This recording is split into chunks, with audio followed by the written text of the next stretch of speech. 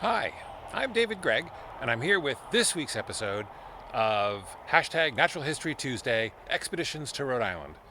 This week is going to be a little different than usual, and that's because I've been quarantined for the last 2 weeks because of COVID, and I haven't been able to get out and shoot videos that I'd planned to shoot with other people around Rhode Island. So, this is going to be the first episode of What Lives in My House. And there's my house behind me. It was built in about 1855. Got the stub end of the Christmas decorations still out. Let's see what we can find. The Rhode Island Natural History Survey presents videos to showcase the animals, plants, geology, and natural systems that surround us, and the people and organizations working to understand and conserve them. Now, some things are more obvious than others.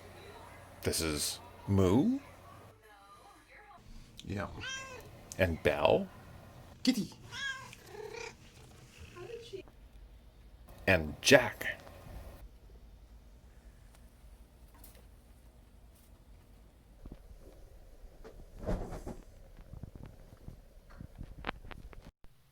Now, this is interesting. This is one of those Asian ladybugs, but it has some mold on it. So let's see what that is. So here's that ladybug, and you can see it's got sort of a lesion on its left elytra. See the dark spot, the big dark patch with the weird kind of whitish yellowish stuff growing out of it? That's a fungus that's infected this beetle. And the reason that's interesting is that this is actually a non-native invasive beetle, but it appears that it's either brought with it or acquired here a pathogen, which is really cool. I've seen this fungus before. It's when it's fresh. This beetle's been in the refrigerator for a little while, so when it's fresh, the fungus is kind of a greenish yellow or kind of a yellow color.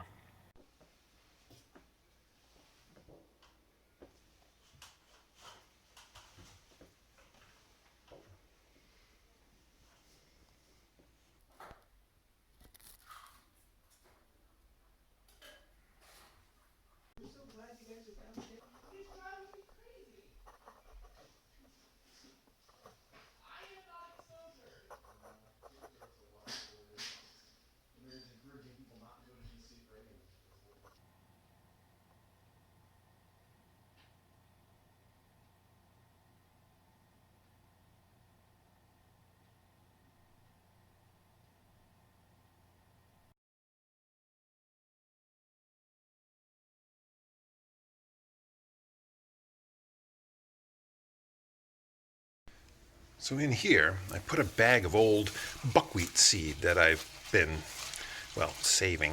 There's water and a little bit of soap. Let's see if any creepy crawlies come up to the surface. Let's see what we got. So these are the beetles that came out of the buckwheat.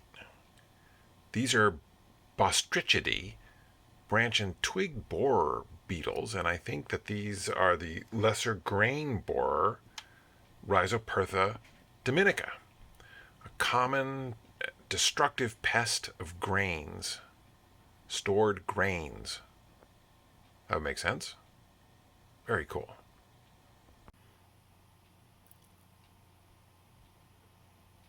So this is apparently a cat flea in the genus Tenocephalides, which includes the cat and dog flea. In North America, the cat flea bites both cats and dogs, as well as rats and foxes and coyotes and rabbits. And it's the most common domestic flea in North America. Fleas are incredibly diverse. In fact, there are probably dozens or scores of species of fleas in Northeast North America. Recent studies have suggested that fleas are not, as they have been for a long time, in their own family, the Siphonaptera, but are in fact scorpion flies or descended from scorpion flies, which is the family Mecoptera. It's a brown marmorated stink bug. They come in to winter. Not happy it's on my water glass. It's going in my water. Oh. Now, this ought to be interesting. This is a pumpkin that is a leftover from Halloween. We've been using it as decor in a futile attempt to pretend like during COVID we're going to have people over for a visit. There ought to be lots of life left in this thing. Ha ha ha.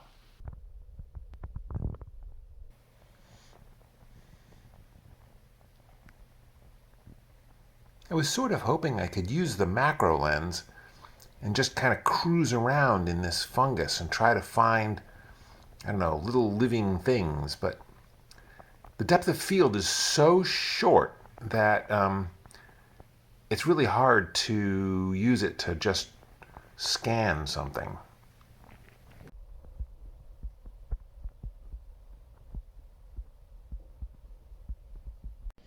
Come on, let's check out the basement. You know, this place was swarming with life in the summer, but I guess even the roly-polies have all been eaten by the spiders, and then the spiders have dried up and gone away. There's nothing down here. See, there's the survey's stash of books and screens and childhood telescope. There's really nothing much macroscopic that's alive down here. And I think we all know what's going on here. Yes, it's Permiscus. In a house that's 165 years old, this is par for the course.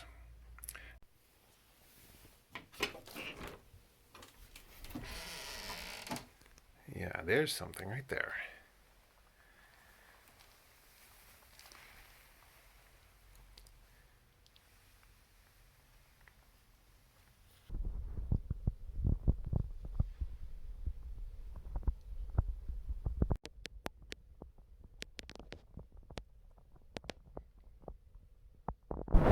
Isopod pill bug right there. That one's alive, as you can see. Pulling back into his hole as I shine my flashlight down there.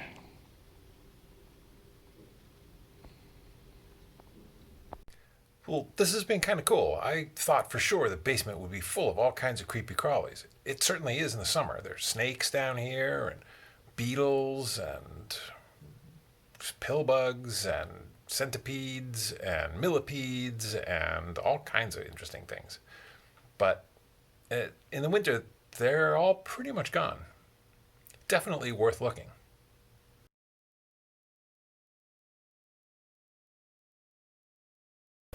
Now, let's just see what's in the Christmas tree water.